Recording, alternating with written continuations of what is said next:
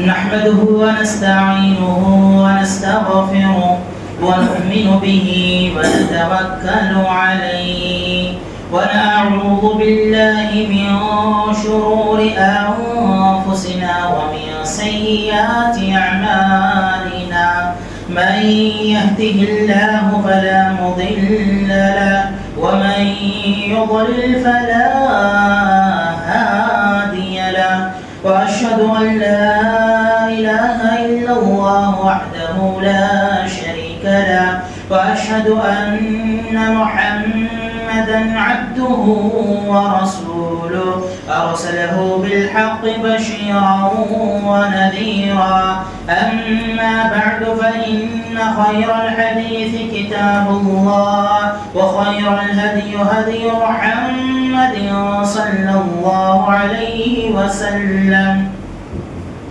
وشر الأمور محدثاتها وكل محدثة بدعة وكل بدعة ضلالة وكل ضلالة في النار فأعوذ بالله من الشيطان الرجيم بسم الله الرحمن الرحيم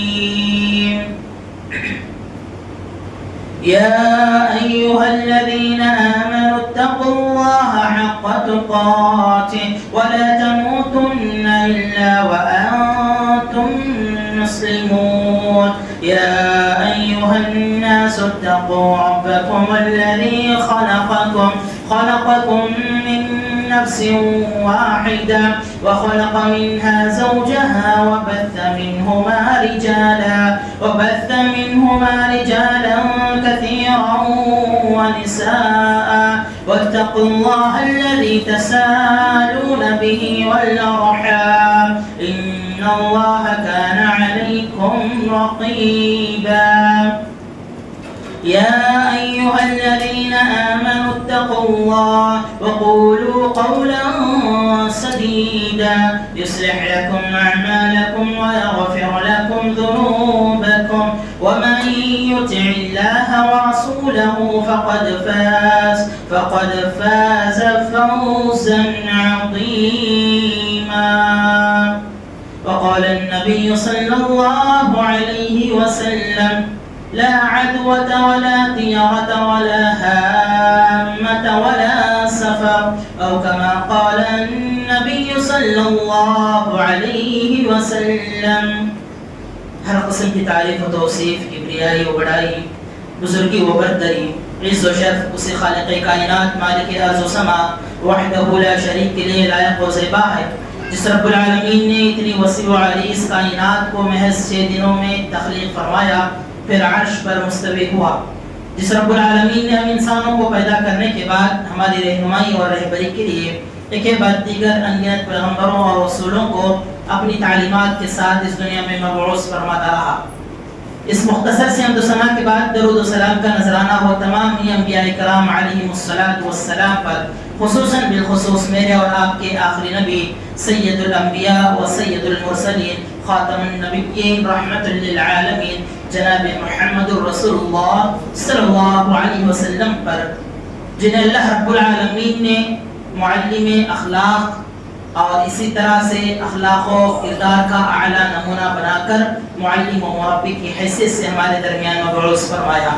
آپ کی تعلیمات آپ کی سنتوں کو آپ کی روزمرہ کی زندگی کو ہم اپنا کر کے اپنی دنیا اور آخرت کو کامیاب و کامران بنا سکتے ہیں اللہم صلی علی محمد وعلی آل محمد حاضرین جمعہ خواتین اسلام خطبہ مسمونہ کے بعد پیارے نبی جناب محمد رسول اللہ صلی اللہ علیہ وسلم کی ایک حدیث کا ٹکڑا آپ کے سامنے میں نے پڑھا ہے اور یہ حدیث کا ٹکڑا اس مہینے سے تعلق رکھنے والا ہے لہٰذا اسی کے مد نظر آج کے اس خطبہ جمعہ میں ماہ سفر اور ماہ سفر کے تعلق سے لوگوں کے درمیان جو بدعات ہیں جو خرافات ہیں اور اسی طرح سے جو بدعقیدگیاں ہیں اس کو ہم جاننے کی کوشش کرتے ہیں تاکہ ہم ان بدعقیدگیوں سے پاک رہ کر کے توہمات سے پاکیزہ زندگی گزار سکے.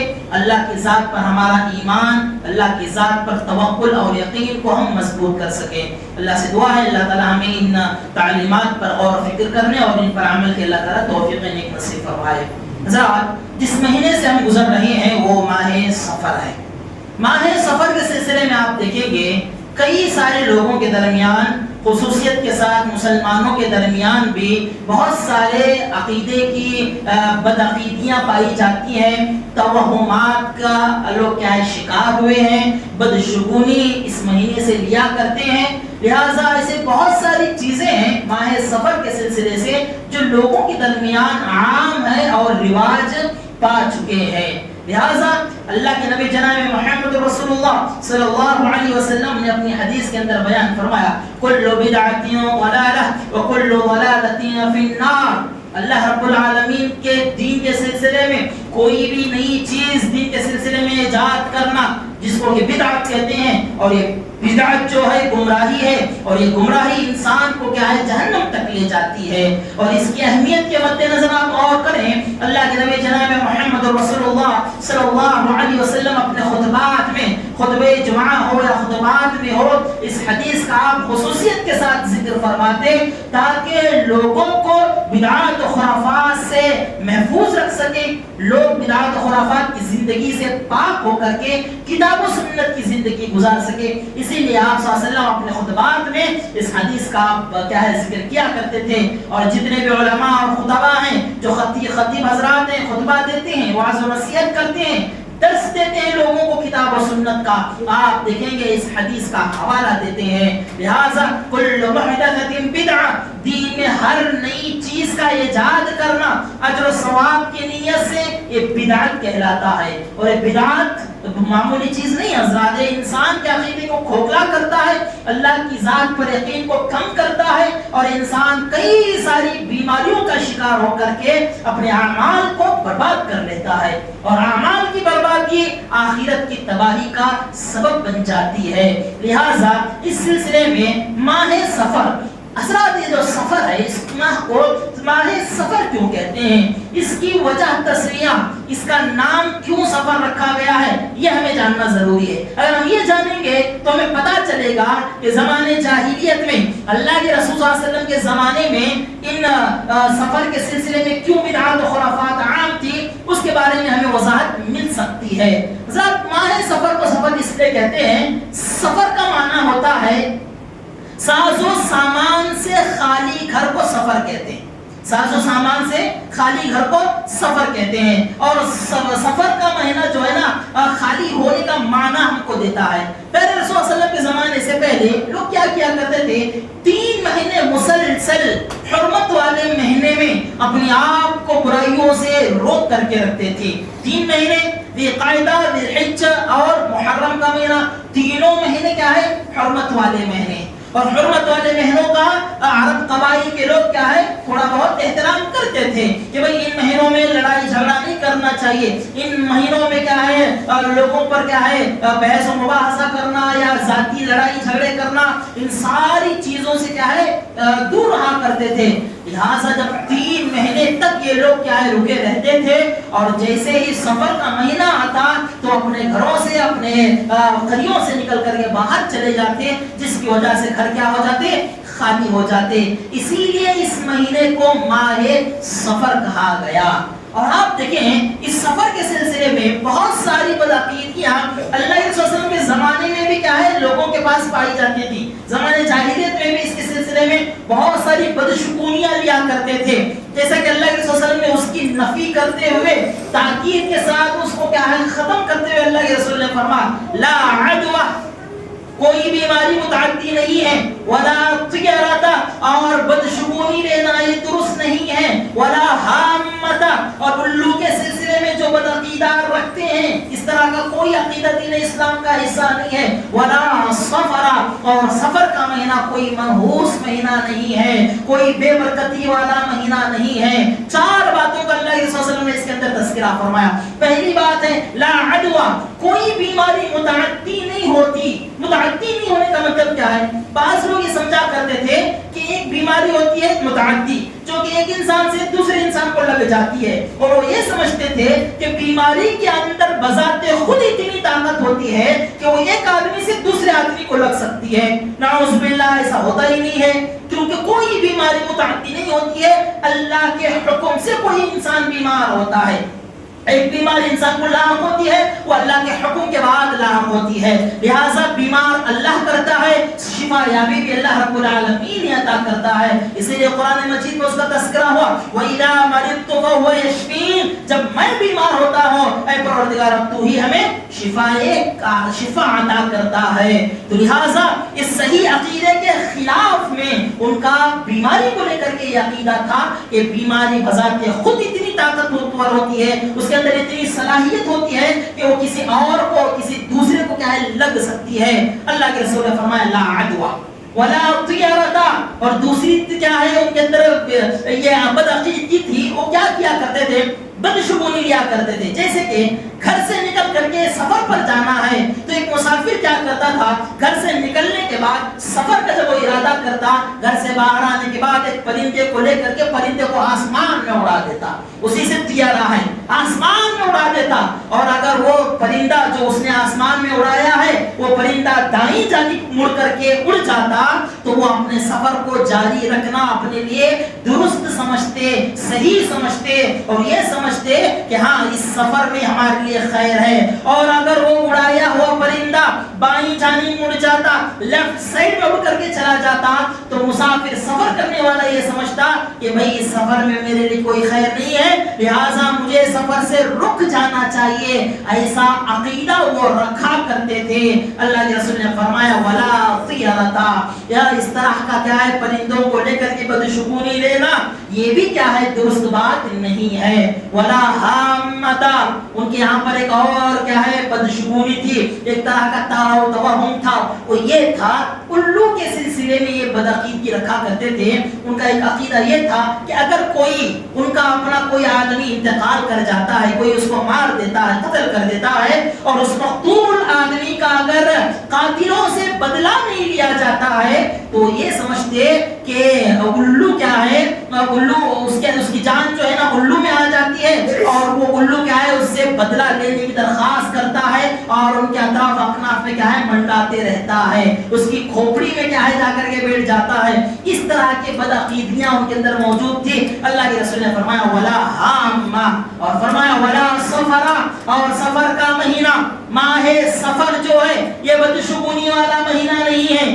اس مہینے میں بہت سارے لوگ خیر کے کاموں کو انجام دینے سے رک جاتے تھے، نیکی کا کوئی کام نہیں انجام دیتے تھے، شادی بیاہ کا کوئی کام نہیں، کاروبار کو آغاز کرنے کا کام نہیں انجام دیتے تھے، کوئی اہم کوئی بڑا فیصلہ لینا تو اس سے رک جاتے تھے، اور اسی طرح سے دیگر اچھے کاموں سے رک جایا کرتے تھے، اور یہ سمجھتے تھے کہ سفر کا مہینہ ہمارے لیے خیر و برکت کا مہینہ نہیں ہے، ہمارے لیے منحوسیت والا مہینہ ہے، بے برکتی کا مہینہ ہے۔ اللہ کے رسول صلی اللہ علیہ وسلم نے فرمایا ولا صفر، سفر کوئی منحوسیت والا مہینہ نہیں ہے۔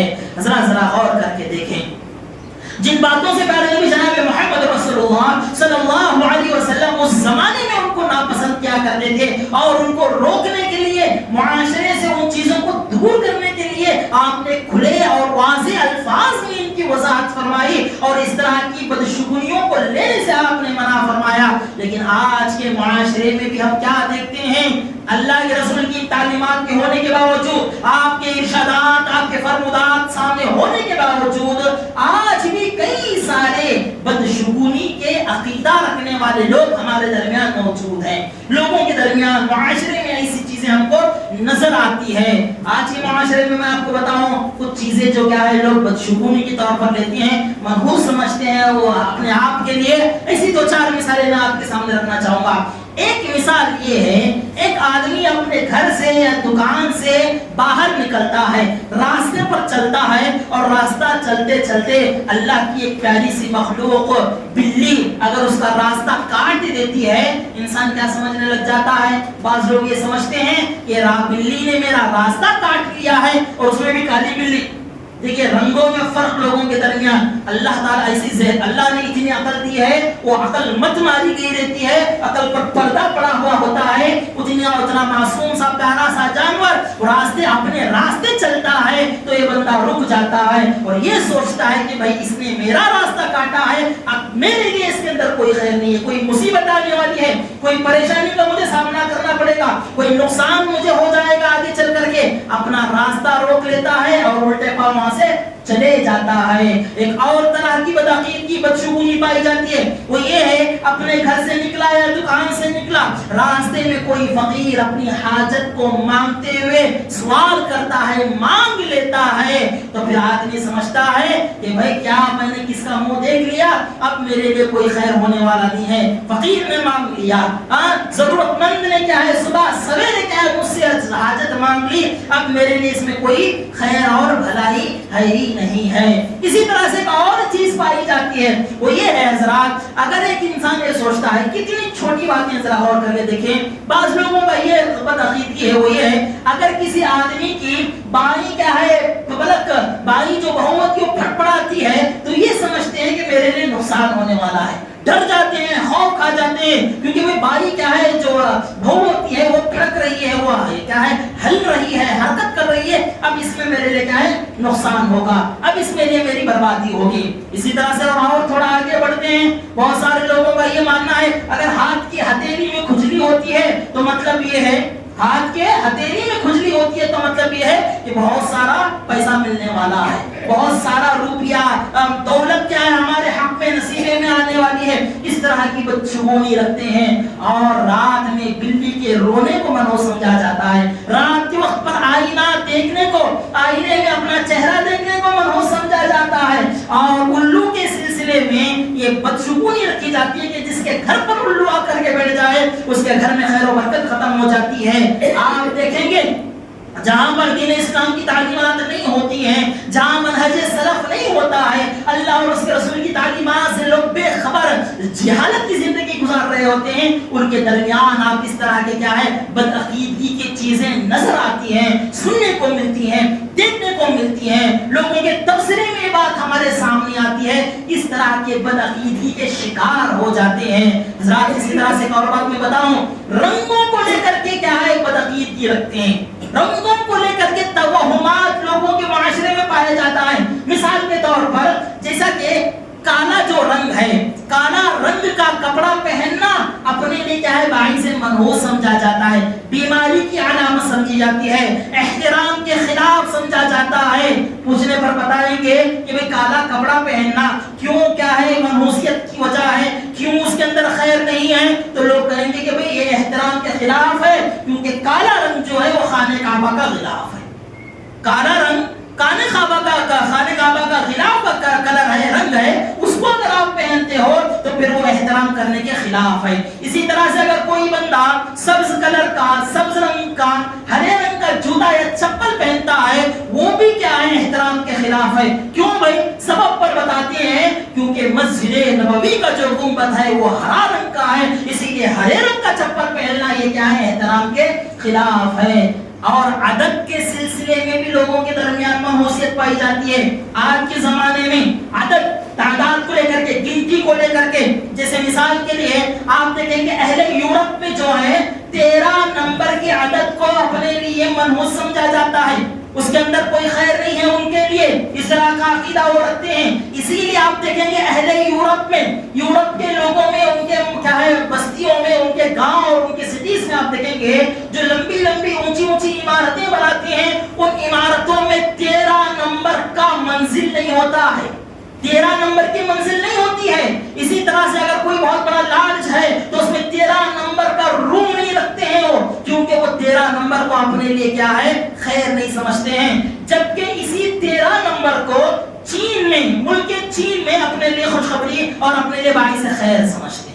اپنے لیے باعث خیر سمجھتے ہیں. عادت کو لے کر کے، رنگوں کو لے کر کے، انسان کو لے کر کے، جانوروں کو لے کر کے لوگوں کے درمیان توہمات پائی جاتی ہیں. چھوٹے چھوٹے قریوں میں آپ دیکھیں گے کیسی کیسی کیا ہے بدعقیدیوں کو لے کر کے لوگ زندگی گزار رہے ہوتے ہیں. اگر کوئی دروازے کی کیا ہے جو لاک ہوتا ہے اس کو ہلا دے، اس کو کیا کھلتے کھڑ جائے تو لوگوں کے درمیان لڑائی جھگڑے کا سبب سمجھتے ہیں. ایسے بے شمار حضرات، ایسے انگنت توہمات اور بدعقیدیاں لوگوں کے درمیان پائی جاتی ہیں. اور ایسی ہی بدعقیدیاں ماہ سفر کے سلسلے میں بھی لوگ کیا ہے رکھتے ہیں. حضرات یہ سب سے بڑا نقصان کیا ہے؟ چھوٹی چھوٹی معمولی باتیں آپ کو لگتی ہیں، نہیں یہ معمولی باتیں نہیں ہیں حضرات. یہ اللہ رب العالمین کے ذات پر توکل کے کم کرنے کا ذریعہ ہے.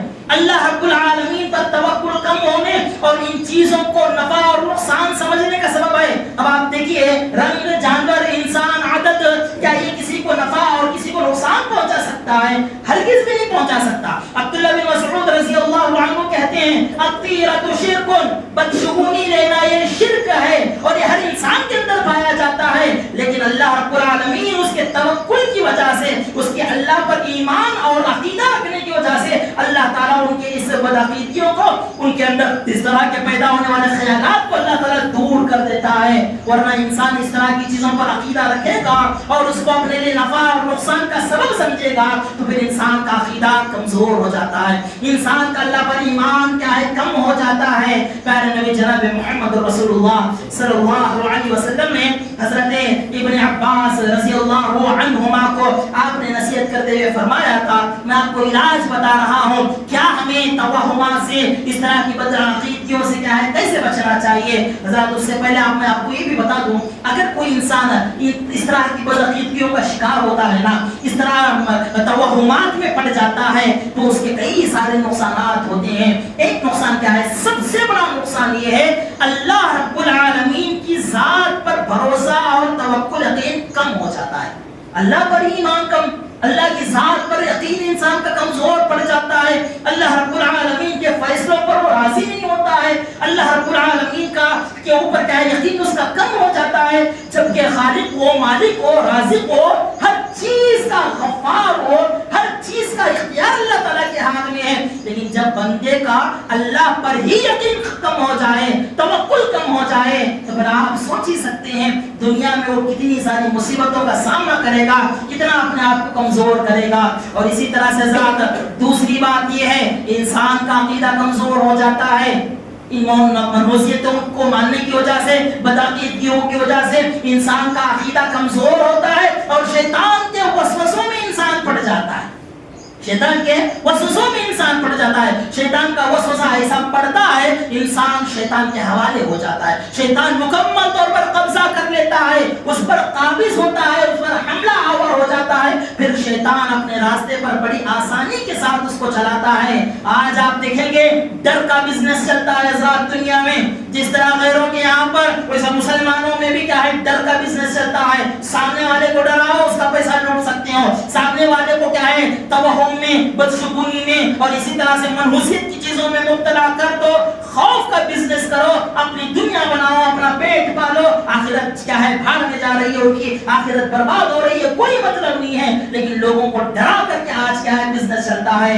یہ کیا ہے جھاڑ پھونک کا طریقہ. اس طرح کی جو جتنی بھی کارروائیاں ہوتی ہیں حضرات یہ ڈر اور خوف کی بنیاد پر ہوتی ہے. لیکن جو بندہ اللہ تعالیٰ سے ڈرتا ہے، اللہ کی ذات پر جس کا یقین اور ایمان مکمل ہوتا ہے، وہ اس طرح کی چیزوں پر کیا ہے توجہ نہیں دیتا ہے. اس طرح کی چیزوں میں وہ کیا اپنا ذہن نہیں الجھاتا ہے. اللہ تعالیٰ اس کی مدد فرماتے ہیں. اللہ تعالیٰ اسے سیدھا راستہ کیا ہے اللہ تعالیٰ دکھاتے ہیں. اسی لیے آپ دیکھیں گے ہر چھوٹی بڑی بات انہی توہمات کی وجہ سے آپ دیکھیں گے رشتے ناتوں میں دراڑ پیدا ہوتا ہے.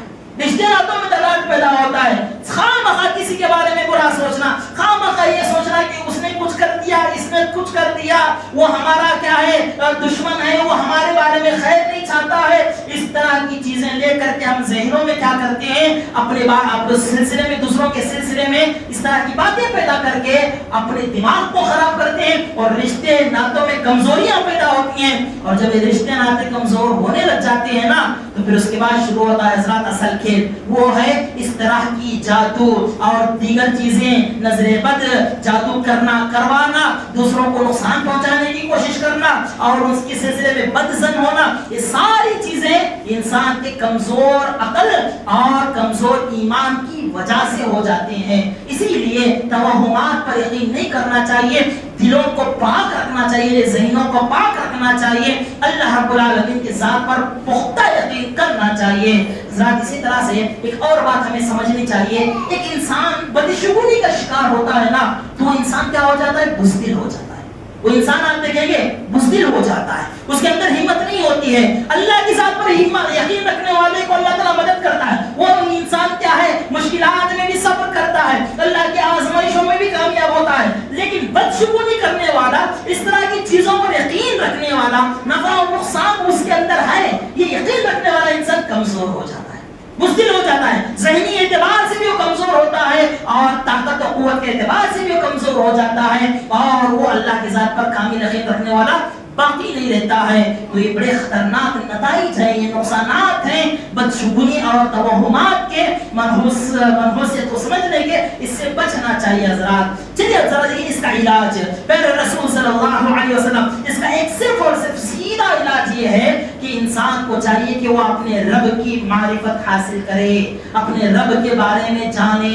اللہ نے فرمایا وما قدر اللہ حق قدرہ، اللہ رب العالمین کو جیسے جاننا چاہیے، جیسے ڈرنا چاہیے، جیسی معرفت رکھنی چاہیے، لوگ نہیں رکھتے ہیں۔ اللہ کی صفات کے بارے میں نہیں معلوم ہے، اللہ کے اسماء کے بارے میں نہیں معلوم ہے، اللہ رب العالمین کی قدرت کا ادراک ہم کو نہیں ہے، اللہ رب العالمین کے امتحانات لینے کا طریقہ ہم کو نہیں معلوم ہے، اللہ رب العالمین بندے سے کیا چاہتا ہے، کیا نہیں چاہتا ہے، بندہ کیسے زندگی گزارے، انسان ان ساری چیزوں سے ناواقف ہوتا ہے تو پھر کیا ہے، اس طرح کی چیزوں میں ملوث ہوتا ہے۔ تو سب سے پہلے کیا کرنا چاہیے، اللہ کی معرفت حاصل کرنا چاہیے۔ سب سے بڑا علم ہے حضرات دنیا کا اگر سب سے بڑا علم اور سب سے پہلا اگر کوئی علم حاصل کرنا ہے تو اللہ کی معرفت حاصل کرنا ہے۔ اللہ تعالیٰ کی معرفت خود بھی حاصل کریں، اپنی آل و اولاد کو بھی کیا اللہ تعالیٰ کی معرفت دلائیں، اللہ کون ہے، اللہ کی ذات کیا ہے، اللہ کی قدرت کاملہ کیا ہے، اس ادراک کو ہمیں حاصل کرنا چاہیے۔ اللہ تعالیٰ کی معرفت حاصل کریں گے تو پھر ان ساری چیزوں سے کیا ہے، ہم بچ جائیں گے۔ ایک اللہ تعالیٰ کو جاننے والا ایک انسان، اب آپ سوچئے کیا اس طرح کیا ہے، نجومیوں کے پاس ہاتھ دے کر کے مستقبل بتانے والوں کے پاس، طوطا مینا رکھ کر کے بیٹھنے والوں کے پاس جائے گا، جا کر کے اپنا ایمان خراب کرے گا؟ ہر قسم نہیں حضرات، کتنی خطرناک چیز ہے۔ اگر کوئی انسان کیا ہے اس طرح کے نجومیوں کے پاس جاتا ہے تو پھر اللہ رب العالمین اس کے کیا ہے 40 دن کی عبادتوں کو اللہ تعالیٰ رد کر دیتا ہے۔ جا کر کے اس کے پاس یقین کے ساتھ جائے، جا کر کے اس کے پاس بیٹھتا ہے، کچھ معلوم کرنے کی کوشش کرتا ہے، اللہ رب العالمین اس کی عبادتوں کو برباد کر دیتا ہے۔ تو آپ ذرا سوچ ہی سکتے ہیں، تو اللہ تعالیٰ کی معرفت حاصل کرنا چاہیے۔ اللہ رب العالمین نے قرآن مجید میں بھی بات بیان فرمایا، اَمَّن يُجِيبُ الْمُضْطَرَّ إِذَا دَعَاهُ وَيَكْشِفُ السُّوءَ وَيَجْعَلُكُمْ خُلَفَاءَ الْأَرْضِ أَإِلَٰهٌ مَّعَ اللَّهِ۔ کون ہے ایک آدمی جو تکلیف میں، مصیبت میں آتا ہے، ایک آدمی کی تکلیف کو، مصیبت کو دور کون کرتا ہے؟ ایک اضطرار، مضطرب انسان، پریشان انسان اللہ کو پکارتا ہے تو اس کی پکار کو کون سنتا ہے؟ اَمَّن يُجِيبُ الْمُضْطَرَّ إِذَا دَعَاهُ وَيَكْشِفُ السُّوءَ، اور اس کی تکلیف کو کون دور کرتا ہے سوائے اللہ کے؟ أَإِلَٰهٌ مَّعَ اللَّهِ، کیا اللہ تعالیٰ کے علاوہ کوئی اور بھی ہے جو کسی پریشان آدمی کی پریشانی کو سنے، کسی حاجت مند آدمی کی حاجت کو سن کر کے اس کے لیے کیا ہے حل پیش کرے؟ نہیں، اللہ کے علاوہ کوئی بھی نہیں سن سکتا ہے۔ اللہ رب العالمین سمیع ہے، بصیر ہے، سمیع الدعاء ہے، اللہ تعالیٰ دعاؤں کو سننے والی ذات اللہ کی ہے۔ جب مصیبتیں، پریشانیاں، سب کچھ اللہ تعالیٰ دور کرتا ہے، سنتا بھی وہی ہے، تو پھر نفع اور نقصان کا مالک نفع اور نقصان کا سبب کسی اور کو سمجھنا یہ کیسے ممکن ہو سکتا ہے؟ آپ ذرا سوچ کر کے دیکھیں. اسی لیے پیارے نبی جناب محمد رسول اللہ صلی اللہ علیہ وسلم نے ایک مرتبہ ابن عباس رضی اللہ عنہما چھوٹے سے لڑکے تھے, وہ ایک مرتبہ آپ سوار تھے, آپ سواری پر, آپ کے پیچھے وہ بیٹھے ہوئے تھے, آپ نے ان کو نصیحت فرمائی, کہا کہ ابن عباس اے لڑکے میں تجھے کچھ باتوں کی نصیحت کرتا ہوں, اسے کیا ہے پلے باندھ لینا, اپنی زندگی میں اس پر عمل کرنا. سب سے پہلی بات اللہ کے رسول صلی اللہ علیہ وسلم نے یہی بات بیان فرمائی, اللہ تعالیٰ کی ذات پر یقین رکھو, اللہ رب العالمین کی ذات پر یقین رکھو, اور دیکھو اللہ کو یاد رکھو, اللہ تعالیٰ تم کو یاد رکھے گا. اللہ کو یاد رکھو تم, اللہ تعالیٰ تم کو یاد رکھے گا. تجدہ تجاہدک, تم اللہ کو یاد کرو گے تو تم اللہ تعالیٰ کو پاؤ گے. اللہ کو یاد کرو گے تو تم اللہ تعالیٰ کی نصرت کو, اللہ کی مدد کو اپنے سامنے تم پاؤ گے. اور کہا اذا سألت فاسأل اللہ, اے بیٹے دیکھو جب بھی مانگنا اللہ سے, جب بھی کچھ مانگنا تو اللہ سے ہی مانگنا.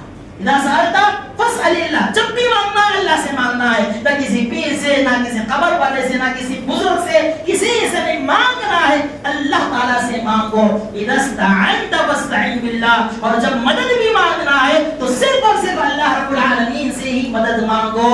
اور اللہ کے رسول نے ایک نصیحت فرمائی, کہا کہ دیکھو اگر تمہیں ساری دنیا کے لوگ, ساری کائنات کے لوگ مل کر کے بھی کسی چیز کا فائدہ تم کو دینا چاہتے ہیں تو فائدہ نہیں پہنچا سکتے. ہاں اتنا جتنا اللہ تعالیٰ نے تمہارے حق میں, تمہارے تقدیر میں اللہ نے نفع رکھا ہے, اس سے زیادہ ساری کائنات کے لوگ مل کر کے, ساری دنیا کی طاقتیں مل کر کے تمہیں کوئی فائدہ پہنچانا چاہے, تمہارے لیے کوئی خیر کرنا چاہے, نہیں کر سکتے ہیں اتنا جتنا کہ اللہ تعالیٰ نے تمہارے لیے رکھا ہے. تو خیر کون رکھتا ہے؟ اللہ تعالیٰ رکھتا ہے. نفع اللہ تعالیٰ کون دیتے ہیں؟ اللہ رب العالمین نفع عطا فرماتا ہے. اور آپ نے یہ بھی نصیحت فرمائی, کہا کہ دیکھو اگر ساری کائنات کے لوگ مل کر کے بھی تمہیں نقصان اور ضرر پہنچانا چاہے نہیں پہنچا سکتے. ہاں اتنا جتنا اللہ تعالیٰ نے تمہارے حق میں, تمہارے اوپر اللہ تعالیٰ نے جتنی نقصان رکھا ہے اتنا ہی اللہ تعالیٰ تمہیں نقصان پہنچے گا, ورنہ تو کسی کے اندر اتنی طاقت نہیں ہے. ساری کائنات کے لوگوں کے اندر, ساری کائنات کے لوگوں میں اتنی طاقت اور اتنی وسعت نہیں ہے کہ وہ تمہیں کیا ہے نقصان پہنچائے. تو یہاں اللہ کے رسول صلی اللہ علیہ وسلم نے یہ بات بیان فرمائی, سمجھایا.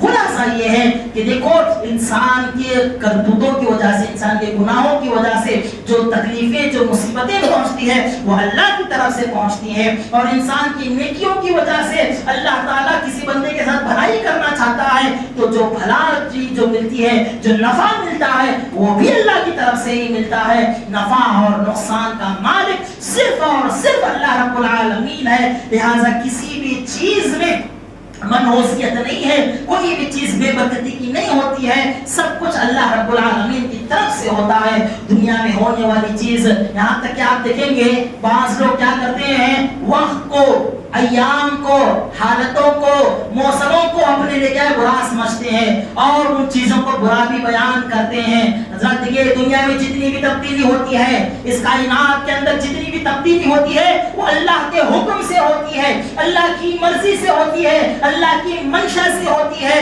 آپ دیکھیں کہ ہفتوں کا دنوں میں تبدیل ہونا, دنوں کا کیا ہے, ہفتوں کا کیا ہے, مہینوں میں تبدیل ہونا, مہینوں کا سال میں تبدیل ہونا, اور اس کے اندر جتنی بھی تبدیلی آتی ہے, صبح شام, دن اور رات کے درمیان, یہ سب اللہ کی مرضی سے ہوتی ہے. لہٰذا ان چیزوں کو برا بھلا کہنا یا اس کو اپنے لیے نقصان دہ سمجھنا یہ بھی عقیدے کیا ہے, منہج سلف کے خلاف ہے, عقیدہ اہل السنہ والجماعت کے خلاف ہے. لہٰذا اپنے عقیدے کی حفاظت کرنی چاہیے. اسی لیے پہلے نبی جناب محمد رسول اللہ صلی اللہ علیہ وسلم نے حدیث بیان فرمائی, حدیث قدسی ہے جس میں اللہ تعالیٰ بیان فرماتے ہیں, یؤذینی ابن آدم, ابن آدم مجھ کو تکلیف پہنچاتا ہے, ابن آدم مجھ کو برا بلا بولتا ہے, مجھ کو تکلیف پہنچاتا ہے. یسب الدہر, زمانے کو گالی دیتا ہے, وانا الدہر, اور میں خود زمانہ ہوں, یعنی میں زمانے کو چلانے والا میں ہوں. جتنے بھی امر ہوتے ہیں میری مرضی سے, میرے حکم سے ہوتے ہیں. حضرات پیڑوں پر موجود ایک سوکھا پتا بھی جو گرتا ہے نا وہ اللہ کے حکم کے بعد ہی گرتا ہے, اور اس کا بھی علم اللہ رب العالمین کو ہوتا ہے. تو زمانے میں موجود ساری تبدیلیاں اللہ کی ہیں.